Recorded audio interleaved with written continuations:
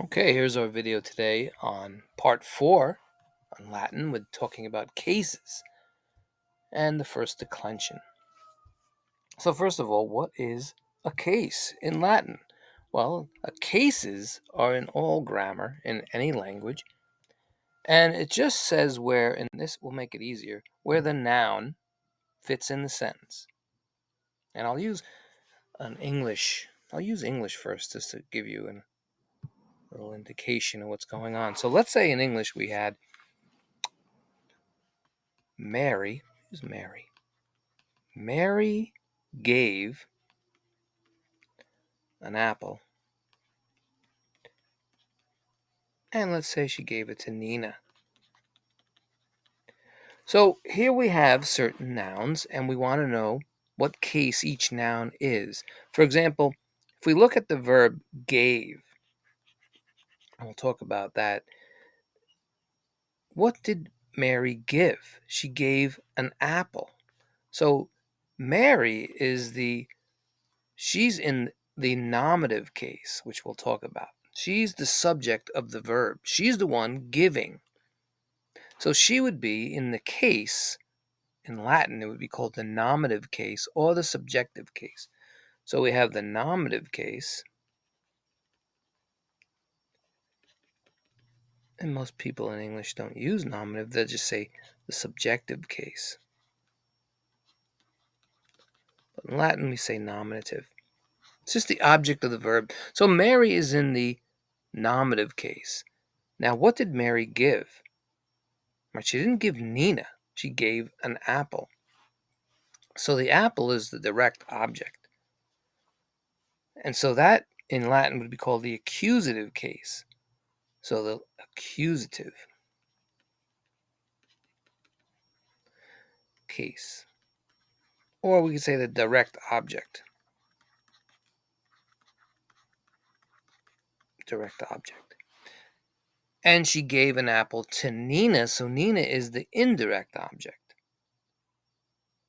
And in that case, excuse the pun, but that would be called the dative case. And these get easier as you keep doing them. So the dative case is indirect. The indirect object. So that's cases. So let's see how this works in Latin. And by the way, in Latin there are 5 cases in Latin, more than English. And the thing to remember, and you'll see this as we do this video, the words will change, their endings will change depending on where they are, depending on what case they are.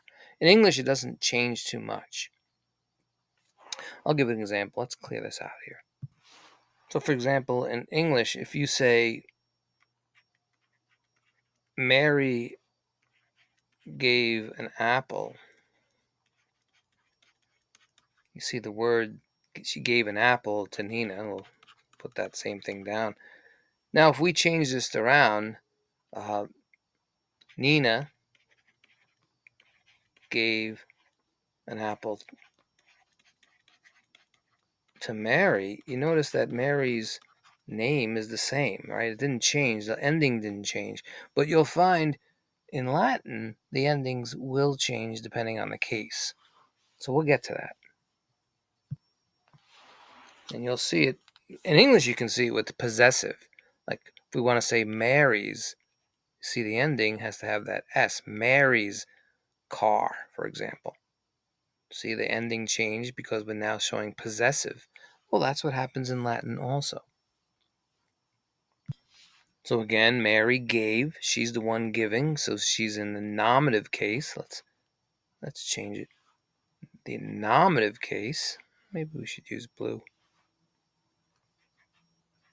Right? And the apple's in the accusative case, and Nina will be in the dative case.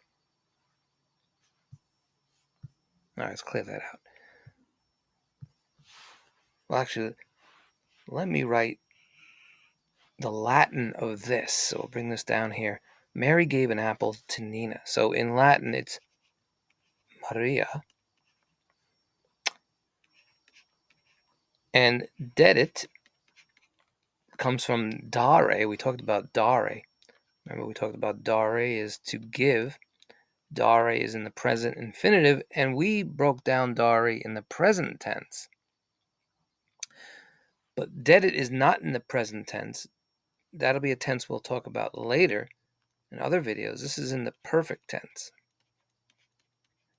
And don't worry about the tenses now. We're going to be talking about tenses in other videos. But Mary, gave Malum, an apple, to Nina. Right? And there we have it. Nina is Nina in Latin. So I want you to look at these endings. Right? That's telling us that the apple is in a certain case. So Latin is very organized. If you look at the endings, it can tell you, in somewhat, you have to get used to it, and depending on the content, the context, how these nouns fit.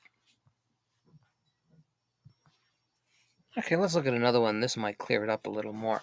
So there's already words you know from last videos. So if you look here, amat. Let's go back.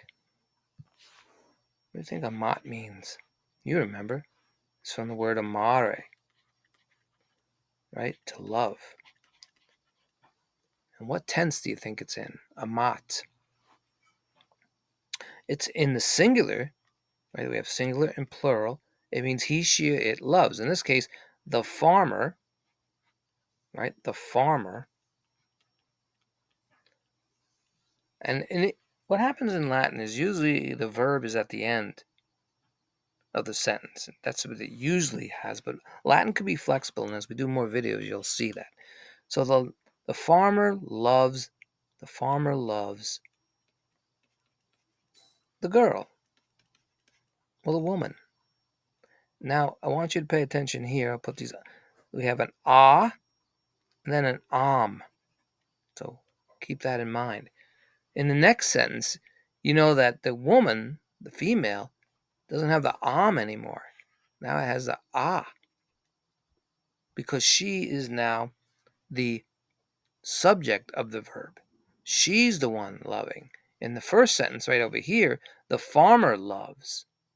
The farmer loves. It's the subject of the verb. The farmer loves the woman. That's why the woman has an because she's in the accusative case. But see how it's switched in the sentence? So you have to pay attention to these endings. It'll get clearer, believe me. And that's where this word comes in. It's called declension. Nouns are declined. Remember, verbs are conjugated. Nouns are declined. So let's bring that up. Okay, here's the 5 cases in Latin. So the nominative case, we says, is the subject of the verb. Then there's the genitive case, the possessive, like Mary's car. Remember that. The dative is the indirect object. The accusative is the direct object.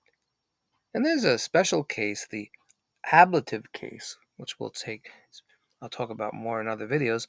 Some people call it the by, with, from case, but we'll talk more about that. So let's go back to our sentence and see if we can see the cases. So each case has an ending. So in the nominative case, and we'll use red. In the singular, we'll just talk about the singular now. The ending would be And then you have these endings in the genitive, the dative, the accusative, and the ablative. And you'll figure out where they are as you get better at it, and depending on the content and the context, that is. So here you see and there's And we know that the farmer is loving the woman. The farmer's in the nominative case. And the woman, see that the woman is in the direct object. She's being loved in the first sentence. But you notice in the second sentence, it switches because now the woman is loving. Now the woman, or the girl, is the subject of the verb. She's the one loving. And so the way that you learn this in school, in college, and so forth, as an instructor will tell you, is to remember the singular as ah, I, ah. I, ah, I, ah. So we have the singular. We'll put the plural over here. The plural will be I, Adam, is, us, is, which we'll talk about in part 2. So let's look at another sentence. All right, see if you can read this sentence. What do you think? Well, it says, the woman gave the farmer a rose. That's the first sentence. And you see you can tell that the woman is in the nominative case. There's the ah, right? Remember, it's ah, I, ah. There's the ah, femina, the woman. And remember, the verb is usually at the end. Again, this is in the verb of dare, right? And it's to give, right? The farmer gave, or the female gave the farmer. You see, now you know the farmer is in the dative case. There's the I. Because the female gave a rose. That's what she's giving. So you see the am there? The am is in the accusative. So remember, the female gave a rose. The rose is in the accusative or the direct object. The farmer is the indirect object. And you notice that rose right here, it changed because now it's in the nominative case, the ah. The rose is red. It's a word for red, ruba. And again, in the other videos, we're going to look more on cases.